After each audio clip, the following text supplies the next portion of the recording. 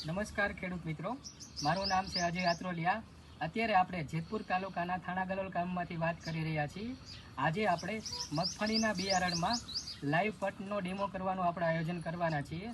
આજે ચોમાસું સિઝન નજીક આવી રહી છે, તો ખેડૂત મિત્રો કપાસ અને મગફળીનું વાવેતર કરતા હોય છે। તો આજે સૌપ્રથમ આપણે જોવા જઈએ કે થાણાગલોલ ગામમાં 80 થી 90% લોકોએ આ મગફળીના બિયારણનું આયોજન કરેલું છે, જેનું નામ છે 39 નંબર। આ 39 નંબરનું બિયારણ છે, એની અંદર આપણે લાઈવ ડેમો આપણે કરવાના છીએ, જે છે વૃદ્ધિવીટા।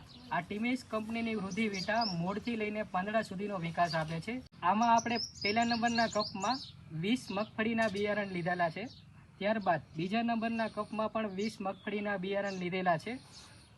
પહેલા નંબરના કપમાં જે મગફળીના બિયારણ લીધા છે એને આપણે ખાલી કોઈ પણ જાતના પટ લગાડ્યા વગર આપણે એમને 1 દિવસ સુધી મૂકી રાખશું।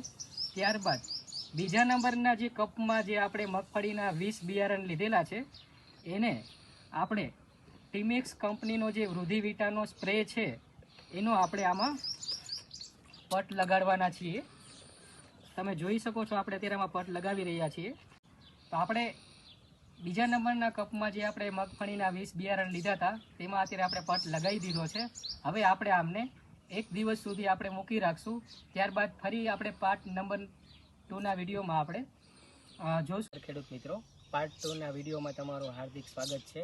તો આપણે ગઈકાલે મગફળીના બિયારણમાં પટ લગાવવાના ડેમોનું આયોજન કરેલું હતું, તેમાં આપણે 39 નંબરની મગફળી આપણે લીધેલી હતી। એમાં એકમાં 20 બિયારણ લીધા હતા અને બીજામાં 20 બિયારણ લીધેલા હતા।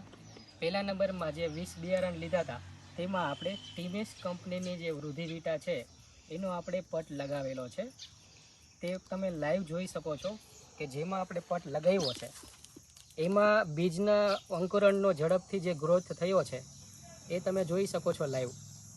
અને બીજામાં જેમાં આપણે કોઈ પણ જાતનો પટ લગાવ્યો નથી, એમાં તમે પટ લગાવ્યા વગરના તમે જોઈ શકો છો કે એમાં બીજના અંકુરણનો કેટલો ગ્રોથ છે।